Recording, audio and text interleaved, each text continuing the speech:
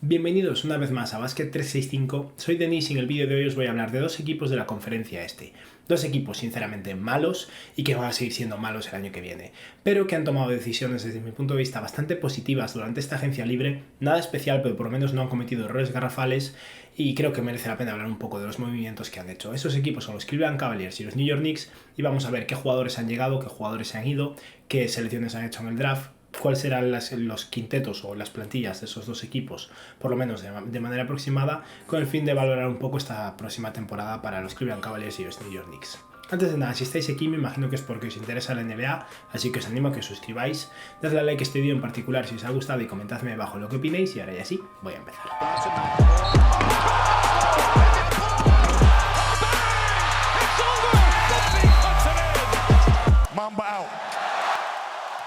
Vamos a empezar por los Cleveland Cavaliers porque como es un equipo que ha hecho bastante poco en general en esta agencia libre, creo que seré bastante breve y una vez acabe pasaré a los New York Knicks. Si os interesan solo los Knicks, tendréis en la descripción del vídeo la línea temporal o la marca temporal para poder saltar directamente a la parte de los Knicks, ¿vale?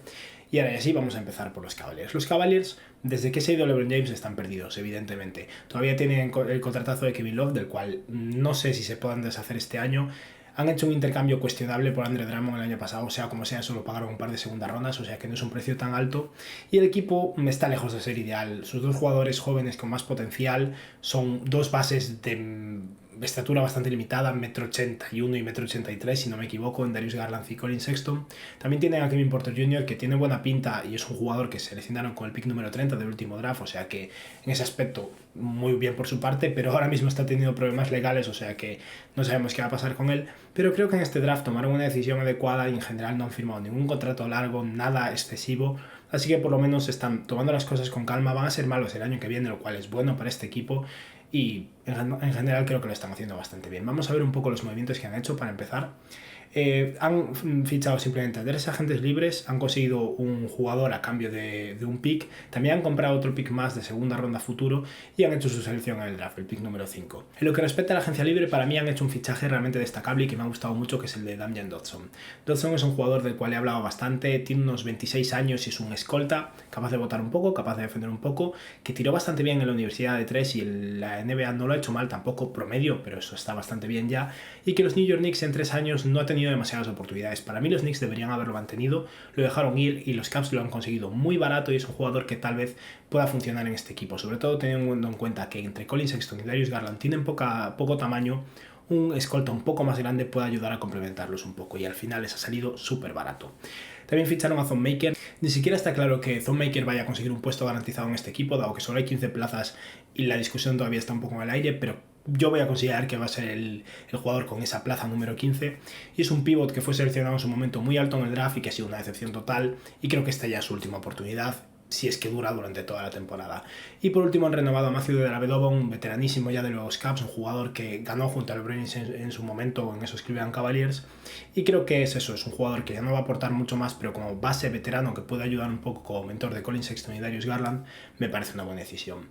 Después absorbieron el contrato de Jamal McGee y a cambio de una segunda ronda también de 2026 de los Lakers, si no me equivoco, porque los Lakers necesitaban espacio salarial para el contrato de Marc Gasol básicamente, y McGee es un jugador que tiene valor, evidentemente no es una superestrella ni mucho menos, pero en sus años en los Warriors y en los Lakers ha sido un jugador competente y que tiene bastante valor posiblemente para un equipo que necesita un center. Los Cavaliers tienen 1 millón de centers, así que de momento parece que lo van a mantener en el equipo, pero no me sorprendería que a lo largo de la temporada intenten venderlo y sacar tal vez 1 o 2 segundas rondas más por él, por lo que han hecho uno de esos pequeños movimientos en los que simplemente por absorber un jugador consigue un pick extra, que es algo útil para un equipo que está en esta situación. Y por otra parte absorbieron también el contrato de Region Tucker, un jugador de los Utah Jazz, y después lo liberaron, pero por absorber ese contrato también consiguieron un pick de los Jazz de 2027 de segunda ronda, un pick lejano y de segunda ronda, pero a lo mejor acaba siendo una elección 30 y algo y siendo útil, nunca se sabe.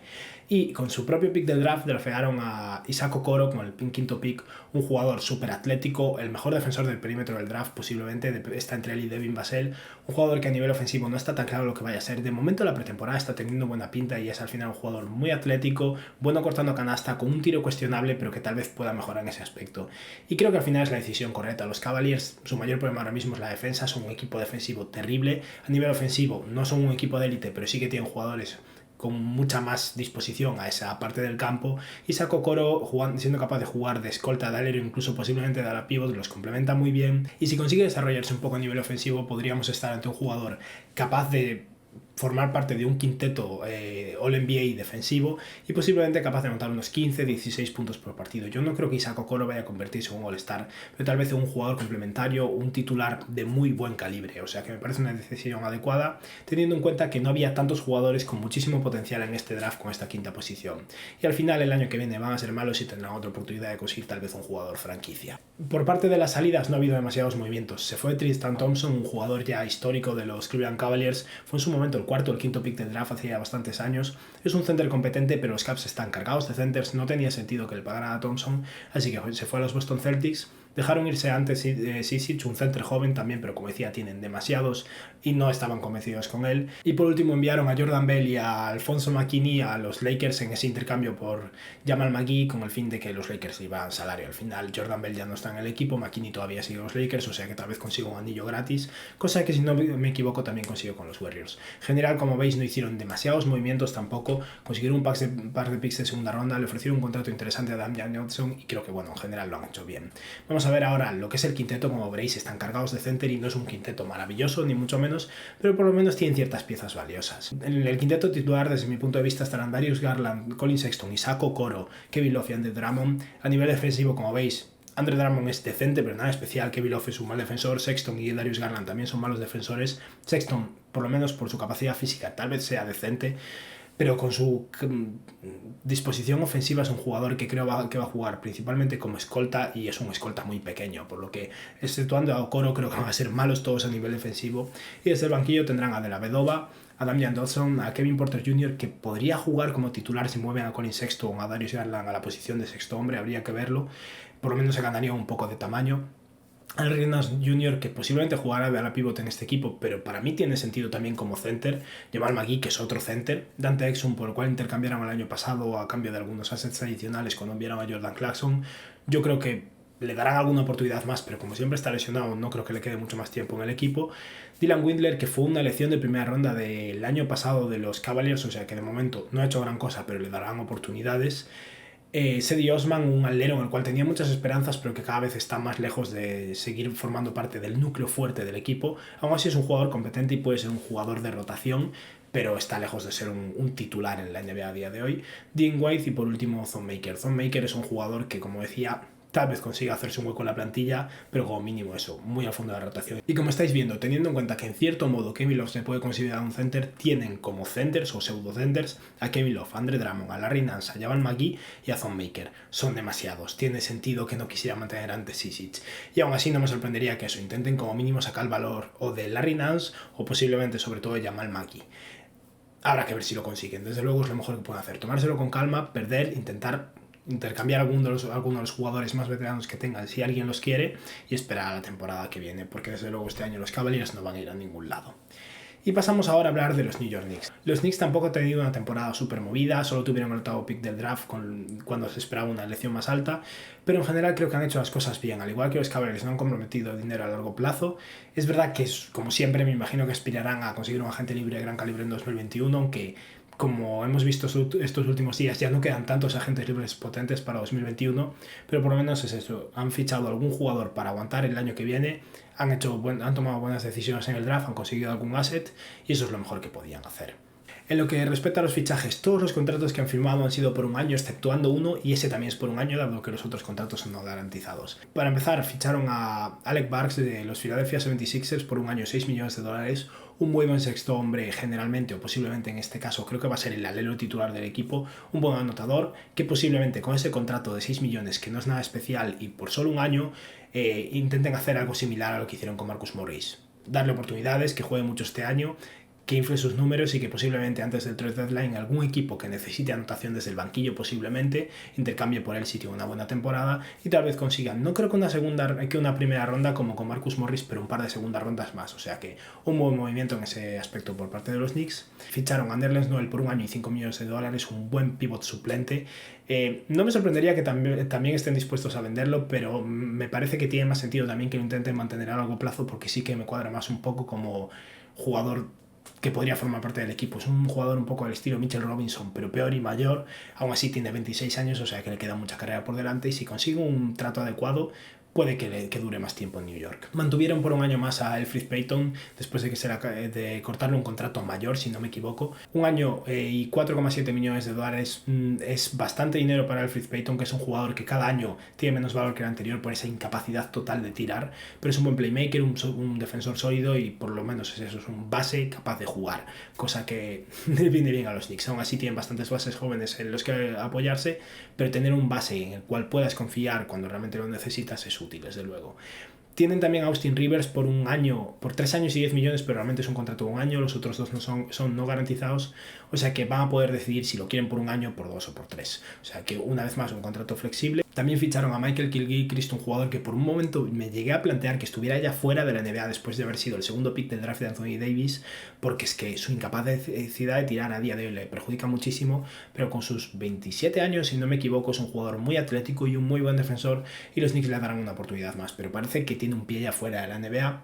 Consiguieron a Mari Spellman por intercambio, a cambio de unos assets, porque consiguieron a Davis de los Utah Jazz y después lo enviaron a los Timberwolves, y de esa forma consiguieron 2 segundas rondas. No sé si Mari Spellman seguirá en el equipo o no. Yo de hecho no lo he incluido al final en la plantilla de 15 jugadores porque no tenía cabida y me parecía que otros jugadores van a tener prioridad, pero es posible que sí que forme parte del equipo. Y luego, en lo que respecta al draft, hicieron 1000 cosas, tampoco os voy a liar. Básicamente, con el octavo pick, draftearon a Obi Toppin, y con el número 25, después de hacer varios movimientos, draftearon a Immanuel Quickley, un jugador que yo creo que draftearon muy arriba. Para mí hubiera estado disponible también en la elección 30 y algo, pero es un base de segundo año de la universidad, un buen defensor con brazos muy largos, buen tamaño, y que ha tirado muy bien de 3, o sea que no creo que vaya a ser una superestrella ni nada así, pero tal vez si juega bien, no creo que el primer año, pero dentro de 2-3 años puede que acabe siendo eso, un buen jugador complementario, capaz de espaciar el campo, de defender y de ceder el rol ofensivo a jugadores más capaces en ese aspecto, pero por lo menos capaz de tirar de 3 abierto, cosa muy útil. Y en lo que respecta a los jugadores que se han ido, han cortado a la mayoría de esos jugadores que habían firmado contratos de 2 años, con el segundo año siendo no garantizado, como Tag Gibson, Wayne Ellington, Bobby Portis. Entre esos jugadores, Gibson y Ellington no tienen equipo en momentos, son agentes libres, y por su edad es posible que ya no consiga un contrato. Tal vez Ellington sí, porque es un buen triplista. Bobby Portis se ha ido a los Milwaukee Bucks por 3,6 millones de dólares, cuando el año anterior cobraba 15 millones en los Knicks, o sea que ha bajado bastante el sueldo. Mo Harkless se ha ido a los Miami Heat, su contrato se acabó simplemente. Es un jugador que recibieron en ese intercambio por Marcus Morris con los Clippers, o sea que lo recibieron para hacer cuadrar los salarios y no tenía intención de mantenerlo. A Demon Dotson lo dejaron irse a los Cleveland Cavaliers precisamente, como dije en su momento, a mí no me gustó ese movimiento, pero es lo que decidieron hacer. Y Ed Davis, como decía, estuvo en el equipo 2 días. Lo consiguieron de los Utah Jazz, y después los Timberwolves lo querían como ala pivot suplente, y lo enviaron allí a cambio de una segunda ronda, Mari Spellman y Jacob Evans, que ya no están ni siquiera en el equipo.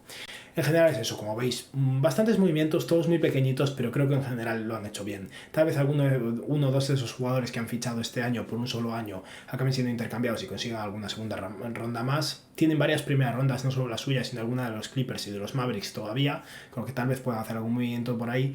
Y este año van a ser malos, lo cual, como decía, para este equipo en particular es bueno. El año que viene, si consiguen tener mucha suerte y conseguir a alguien como Kate Cunningham, por ejemplo, los New York Knicks pueden ser un mundo muy diferente dentro de un par de años. Vamos a ver la plantilla ahora, que es una mezcla entre jugadores jóvenes y jugadores con solo un año de contrato y unos 30 años de edad. Para mí, el quinteto titular estará constituido por Elfrid Payton, RJ Barrett, Alec Burks, Julius Randle y Mitchell Robinson.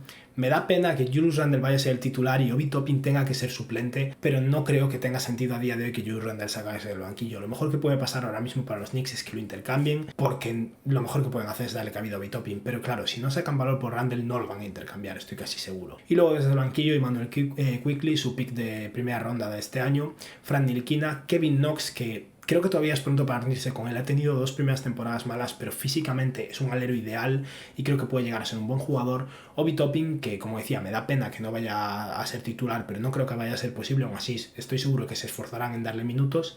Nerlens Noel, Dennis Smith Jr., que habrá que ver si consigue salvar su carrera. Hablé de él hace poco en un vídeo sobre jugadores al borde del abismo ya de la NBA.